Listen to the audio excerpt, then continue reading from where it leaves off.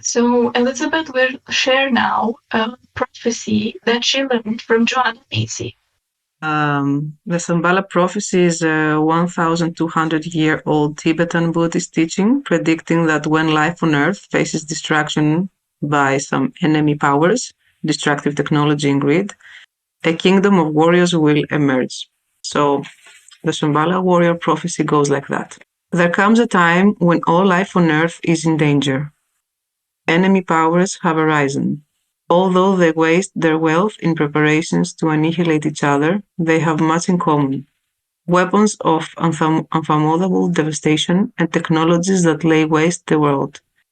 It is now, when the future of all beings hangs by the frailest of threads, that the kingdom of Shambhala emerges. You cannot go there, for it is not a place. It exists in the hearts and minds of the Shambhala warriors. But you cannot recognize a Shambhala warrior by sight, for there is no uniform or insignia, there are no banners, and there are no barricades from which to threaten the enemy. For the Shambhala warriors have no land of their own, always they move on the terrain of the enemy themselves.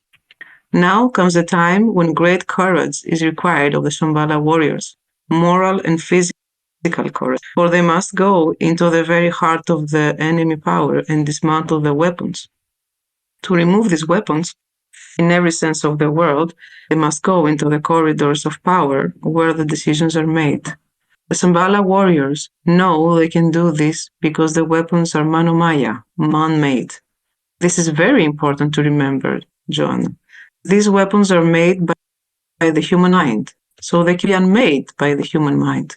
The Shambhala warriors know that the dangers that threaten life on Earth do not come from evil deities or extraterrestrial powers.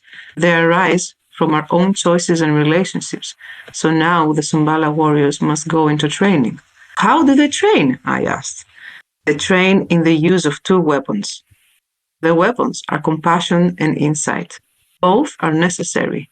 We need the first one, he said, lifting his right hand, because it provides us fuel. It moves us out to act on behalf of other beings.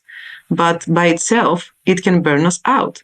So we need the second as well, which is insight into the dependent co-arising of all things. It lets us see that the battle is not between good people and bad people, or the line between good and evil runs through every human heart. We realize that we are interconnected, as in a web, and that each act with pure motivation affects the entire web, bringing consequences we cannot measure or even see. But insight alone, he said, can seem too cool to keep us going. So we need as well the heat of compassion, our openness to the world's pain. Both weapons or tools are necessary to the Shambhala warrior. Thank you. Can you share why this prophecy is important to you? You're welcome. It's important because when I heard it first time, and it was an offer during the Good Grief Network Eco Grief Circle, when I heard it, it touched me very much. I felt that I am a Shambhala warrior because I've been all over the place trying to help here and there. And I believe that you also and your team there, you are Shambhala warriors. And I believe that some people out there are really giving their own, like their whole life to try to help in all matters. And it's true because I have burnt out very much since 2022. And imagine then the rest happened. I had out.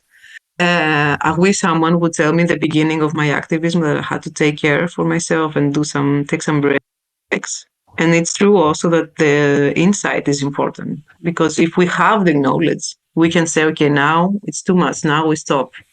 And I believe that we are going through these times. And there is also another podcast with Joanna Macy before she died, who actually she died the day I left Greece, 19th July, and she had a very beautiful death.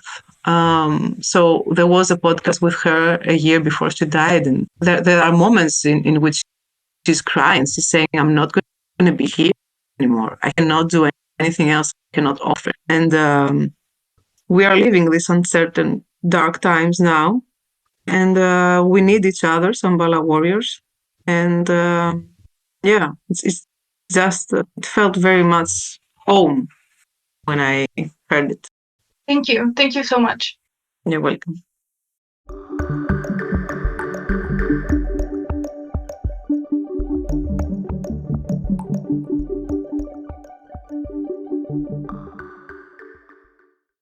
If you appreciate our work, please like the videos and subscribe to our YouTube channel to help us get the word out.